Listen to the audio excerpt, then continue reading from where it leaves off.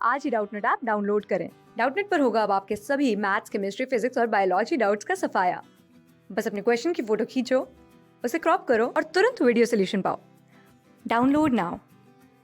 Assertion reason का हमारे पास question है जिसमें हमें असर्शन दी हुई है कि टर्माइट्स और एंट्स को सोशल इंसेक्ट्स कहा जा सकता है।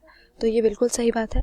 कुछ इंसेक्ट्स ऐसे होते हैं जो अकेले रहने के बजाय, सॉलिटरी होने के बजाय कॉलोनियल बिहेवियर शो करते हैं, यानी लार्ज ग्रुप्स में रहते हुए ये पाए जाते हैं।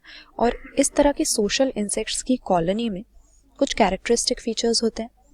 पहली चीज़ होती है ब्रूड केयर, यानी आपस में मिलके सभी अडल्ट्स जो इंसेक्ट्स के यंग वंस होते हैं इस कॉलोनी में उनका ख्याल रखते हैं, उनको पेरेंटल केयर देते हैं।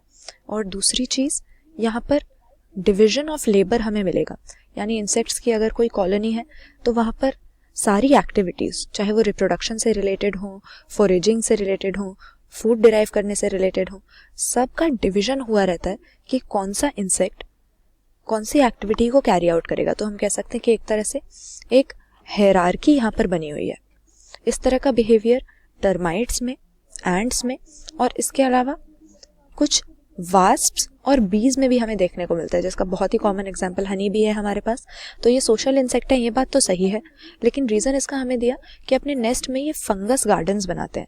तो हालांकि ये सही बात है कि कुछ तरह की एंट्स और कुछ टर्माइट्स फंगस के माइसीलियम को अपनी जो कॉलोनी होती है उसमें इनके साथ सिम्बायोटिक रिलेशन बनाने के लिए ग्रो करके रखते हैं, क्योंकि फंगस को तो इनके काम आएगा ही, और फंगस के माइसीलियम में रह रहे दूसरे माइक्रोब्स जैसे कि बैक्टीरिया वगैरह, इनके साथ भी इनका सिम्बायोटिक रिलेशनशिप होता है, क्योंकि कई एंजाइम्स इनकी डाइजेशन के लिए और दूसरी मेटाबॉलिक एक्टिविटीज़ के लिए ये माइक्रोब्स इनको प्रोवाइड कर सकते हैं।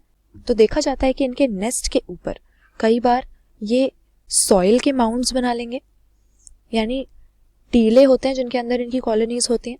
और इसके अलावा कुछ फंजाई के माइसीलियम और माइक्रोब्स के साथ भी एसोसिएटेड रहते हैं। तो स्टेटमेंट तो सही है कि इनके फंगस गार्डन्स हमें इनके नेस्ट में मिलते हैं, और अगर कहीं पर जाके इन्हें नई कॉलोनी बनानी है, नया नेस्ट बनाना है, तो उसके लिए भी इस फंगस के एक स्मॉल अमाउंट को ये कैरी करते हैं और वहाँ पर जाकर इनोक्यूलम की तरह ये एक्ट करता है ताकि नया फंगस गार्डन ये क्रिएट कर सके। तो इस तरह की फंगल माइसीलियम के साथ सिम्बायोटिक रिलेशनशिप तो इनकी होती है, ऐसी एसोसिएशन तो होती है, लेकिन इन्हें सोशल इंसेक्ट कहने का ये रीज़न नहीं है। तो इसीलिए असर्शन के लिए ये रीज़न सही एक्सप्लेनेशन नहीं होगा।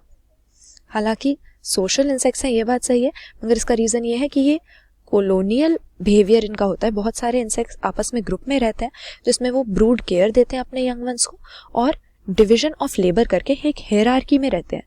तो स्टेटमेंट्स दोनों ही सही हैं, लेकिन ऑप्शन बी यहाँ पे सही आंसर करेंगे, क्योंकि असर्शन और रीज़न है तो दोनों सही, लेकिन रीज़न असर्शन का एक्सप्लेनेशन नहीं है। फंगस गार्डन्स बनाना इनका सोशल इंसेक्ट्स कहलाने का रीज़न नहीं है। क्लास 6 से 12 से लेके नीट, IIT, JEE मेंस और एडवांस के लेवल तक 10 मिलियन से ज्यादा स्टूडेंट्स का भरोसा।